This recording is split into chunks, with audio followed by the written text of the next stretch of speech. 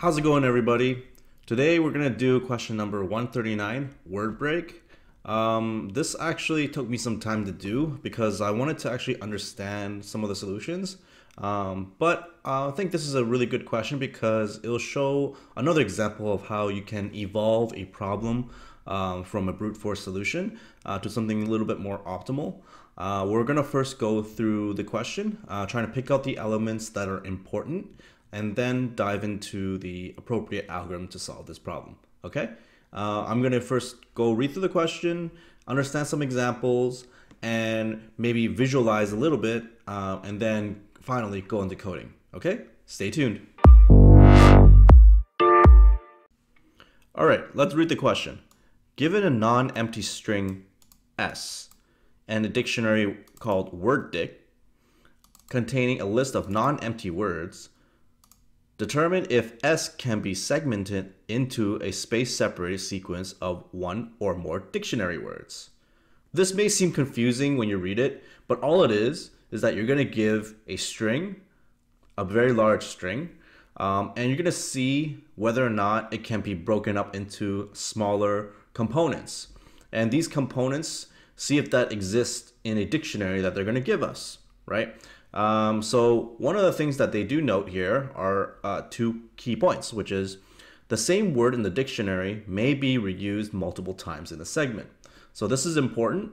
We're going to park this, but these are things that I keep mentioning. If they mention it, you should use it in your algorithm to help tweak your answer to a better solution. Next part, you may assume the dictionary does not contain duplicates. So that's also another important part. Let's look at an example.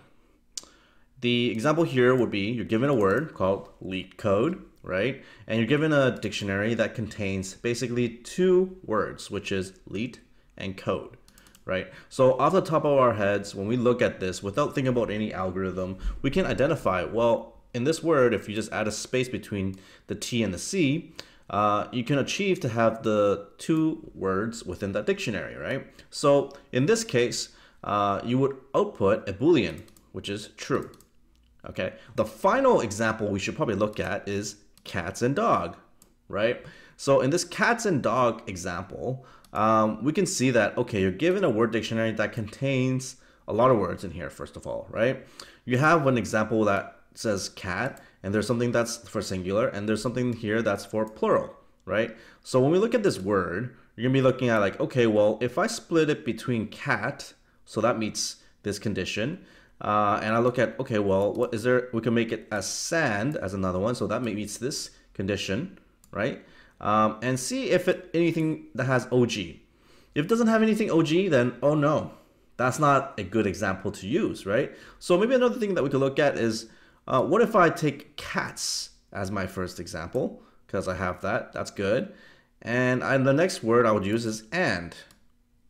Right? So that exists, so that's good. However, we reach the same case. OG does not exist in this word dictionary. So what do? We have to return a false in this case, right? So if we look at this question from a high level perspective, what are some patterns you can see or identify? When we look at these type of string manipulation words, we probably should think about what kind of attributes are available to us, or what kind of, we call it prototypes on strings that we have available to us, right? These may be helpful for coming up with a solution. So when we look at this problem, if you think about like, okay, stop thinking about optimal solution, because our strategy here is to, first of all, come up with the most brute force solution to solve this, and see from that brute force solution, can we improve it, right? So in this question, our brute force solution, if you think about it, what do we need to do? Well, we're going to have to pretty much look at you're going to have to iterate through every element of that string, right? And if you're going to iterate through everything here, what do you intuitively think you need to do, right? So when I think about this, if it's really, really brute forcey, I would think about, okay, well, if I start iterating through, maybe I could start constructing these sub-words, right? And then see if that sub-word exists in my word dictionary, right? So that's something I could do. So what I mean by that is like, you could iterate and say like, okay, does L exist in LeetCode? No. Okay, fine. Does LE exist in LeetCode? No. LEET, does that exist? Yeah, it does. Okay, cool. So if it does exist, then we maybe do something else and check and continue to check the remaining elements to see if it exists in this particular dictionary, right? So this seems like a thing that we could maybe start building off of, and that's what I would recommend. So here we could do like, all right, I'm gonna write a function here that effectively is gonna be doing something, right? I'm gonna first start off with saying like, okay, well, what can I do here that would help me such that, you know, I can do the same steps over and over again, right? If I think about it, all I'm really doing is like I'm iterating through each element, and then after I successfully find a word, I can actually, you know, repeat the same step again, right? Which is iterate through each element, construct a word that exists in that dictionary, and continue over and over again, right? So one thing that what we can do here is actually maybe use it's kind of recursive in nature, right? Because we have to check for cases, for example, on the third one here, saying like cat as an example, and then you have to send your substring here, that's sandog, or sanog, into this new process, right? So I think we could start off with that, right? We could start off with writing a function, right? That iterates through your element, that constructs effectively a substring, right, from the word, and check it if it exists in the word dictionary. If it does, well, let's pass the remaining string to itself again and check that element again using a recursive in nature, right? So let's put some code into this really brute force ways of solving it. So one of the things that I would probably want to do is maybe for simplicity's sake, since we're using recursion, I'm just going to call a word. I'm going to create a function and just return that function. I'm going to go return, say, an example. I'm going to call it, what's a good name? Maybe we'll call it verify break, right? And what do I pass in here, right? So when we iterate through this element, right, what are we really passing down, or what is something that we need to retain, right? If we're going to call this function over and over again, right? Well, one thing that we need to retain is effectively like, where do we stop off of, right? So one thing we could do is like, okay, well, I'm going to pass in a variable of where I'm going to start looking or start constructing my substring, right? That's something that we could do. And what else do we need to think about, right? We may want to pass in the word that we're dealing with right here, right? I'm going to pass in the word, and maybe we'll put in the, I call it dictionary here, but it's actually called like word dictionary. Let me put the actual word here. Let's put that in, and I'll pass that in here, right? So given these three variables, great, right? Let's write that function, what it's supposed to do, right? So function verify break, you're going to be given some word, a dictionary, and your starting point. All right, cool. And in here, when you write a recursive call, you have to think about, all right, if I'm going to repeat this over and over and over again, how am I going to empty out this like non-stop chain reaction, right? How do I get out of it, right? So one thing we could do is say that, okay, let's get out of this when effectively our starting point becomes equivalent to our length of the word, right? So that you're at your ending point. So what we could do is like, if my start equals to my word.length, right? So this is pretty much saying like, okay, I'm at a point where my starting point is equal to the length or at the end of the word, then we're gonna return true in this case, because we're gonna assume that if it doesn't meet this condition, then we will send a false statement, right? So we'll follow along. We'll set it as a true for now.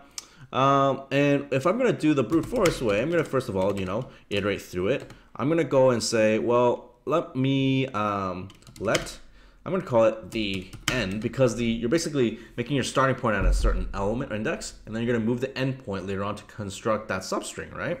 So I'm going to make my end equal to where I'm going to start plus 1, right? Why do I plus 1? Because you don't want to say on this case of leet code, if we end off and structure like so, leet will be a particular value that exists here. We probably want to start off with code like the C, right? So that's why we have the start plus 1. Okay, cool.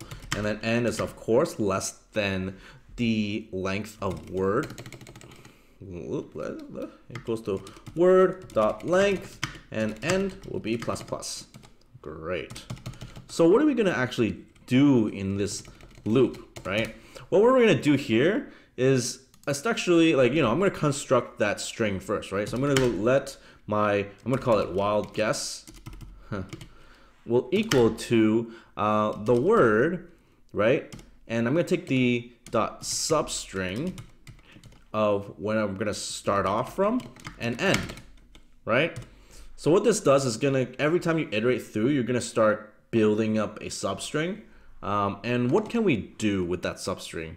So what we could do is, first of all, check if my dictionary contains or includes my wild guess, right? So if you are not aware, in array, some of the prototypes in arrays in JavaScript, there is a thing called includes, and includes effectively checks the array to see if that word exists, right? If it does, then it'll return a Boolean true or false, right? So right here, we're gonna say like, all right, so I come to a word, leet code, my leet, when I iterate up to leet, all right, if this word becomes like leet as an example, that exists in my dictionary.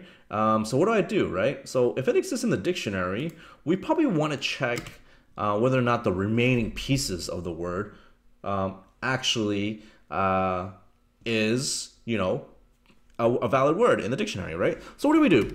We can actually invoke itself again, verify, break, and pass in the word, the dictionary, and right now you're gonna pass in where you ended off, right? So in here, because you're gonna send off a recursive call, you're gonna make another call stack. And here, what are you sending in here? Effectively, you're sending the index, which is going to be pointing to, you're currently at T, right? Which is going to be at 0, 1, 2, 3 at the third element, right? You're going to pass that down, and it's going to be calling itself again. So at 3, you're going to say like, okay, well, does this satisfy this? No, it doesn't. And you go down here, and you're going to start constructing a brand new substring or wild guess, and continue that word, right? So what happens if it does meet these two conditions?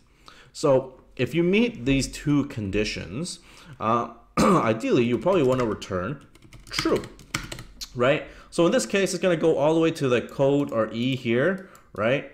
Like up to code E here, which is going to be indexes 1, 0, 1, 2, 3, 4, 5, 6, 7 at index 7, right? At index 7, you're going to go in here. All right, it's in here, it's true, and then you're going to pass index 7.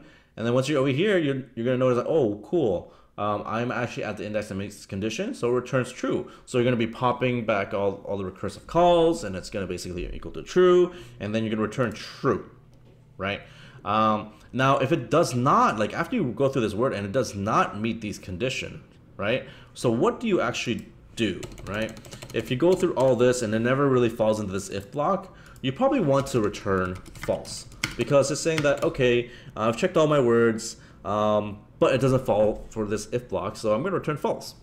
So if we look at this example, and we're going to run it for one of the cases here, which is going to check the leet code. Oh, I think I messed up on something. Oh, I forgot to actually start it out somewhere. So that's a 0 because I'm invoking this particular function, right? And starting it out. Cool. So it checks leet code, right? So, but let's throw a little twist. Let's try to see if it meets the second condition. Let's go here and use a cats and dogs example. And I'm going to put this dictionary as an example too. Cool. And you can run it and check. Cool, that works. But if we look at this, right? If you look at this, what's the time complexity that you can think of, right? In here, it can get pretty nasty because, you know, you're going to be looking at creating a lot of sub branches, and this can effectively grow up to like O of n to the power of n effectively, right? Because you could grow to something that's really ridiculous, and we really don't want to do that, right? So what can we, when we don't want to do that, how can we actually visually see what we're actually sending, right? So one little trick I like to do, I know maybe in the actual interview you may not be able to do something like this, but something that I personally like to do when we're doing with recursion, usually a way to optimize any recursive call or any recursive thing is either through dynamic programming or through like some sort of memoization, which is effectively like dynamic programming. So in here, we're gonna see like how can we use memoization or, you know, to help make this a little bit more efficient. And the thing is, how can that save us steps, right? And what the heck is memoization? Well, how is it going to help us?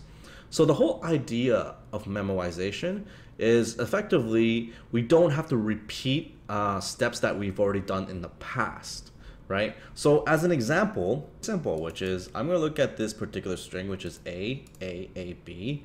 And the actual dictionary will contain basically these three strings, right? So what actually happens here in our recursive call? By console logging the word, we can actually see how many times this function gets called, right? So if we run this, right, we will notice that, oh wow, it calls a total of 1, 2, 3, 4, 5, 6, 7 times, right?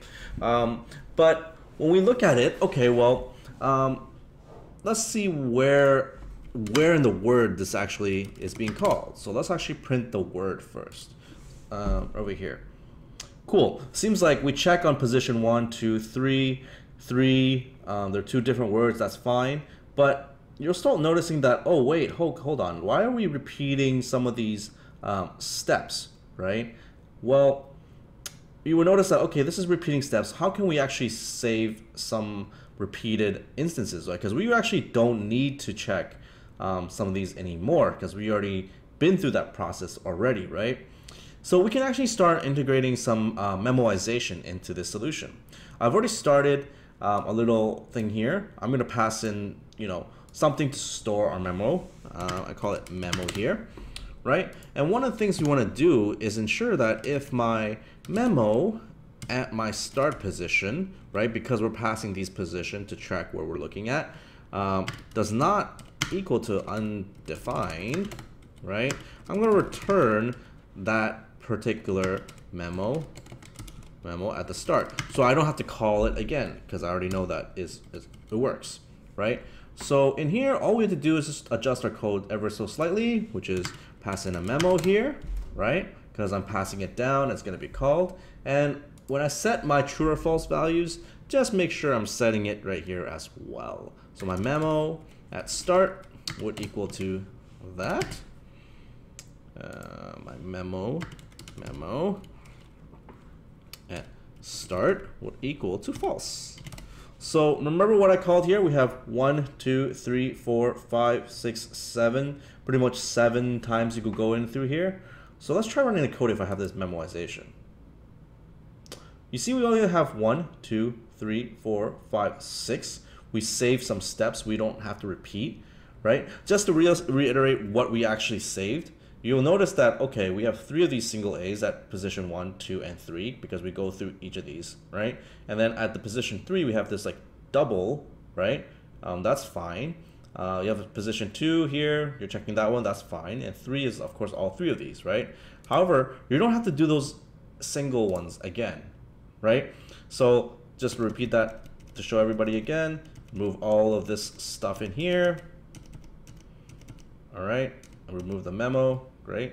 If I run this again, notice that this particular element at the 3rd spot, we don't have to do this anymore because we know if it's a single A and if it's on the 3rd starting point, we've already computed that part already, right? So we don't need to go through this recursive call again. So we save that element here. And this is very helpful as the string gets larger and larger and larger. And this will actually help us solve the problem to be a little bit more efficient, right? We put this back in here. And this effectively should solve our problem. Let me go put it here, close this out, bam, and submit. Ooh, it solves it, but like I said, you saw that 27%, 62%, it really doesn't matter. The key thing is we're improving our time complexity now because we don't have to go through steps that are unnecessary if we've already computed in the past. Now, you could be even more fancy and reduce some of the wordings in here by including this into such that you're in the scope of this particular function. But for today, I just like to split it out. You actually don't need to pass this guess W here. That was just for us troubleshooting here. I just wanted to show and illustrate that, hey, you know, these are functions that you could write yourself. You could put whatever you want. And you could definitely test it and customize it any way you want. And let's just submit this again, see if we get a better result, because when we're not passing stuff, slightly, not so much. But yeah, pretty much this solves the problem. And if you have any questions, feel free to reach out or join my Discord. I'm gonna attach it at the bottom of this video. And oh, almost forgot, what's the time complexity of this bad boy, right? So when we look at this question, I'm gonna actually park it with you. What do you think the time complexity of this equation would be? If you have the answer for that, please feel free to post it on the comments below, and we'll start a discussion that way. Okay? Hope you enjoy the video. Peace.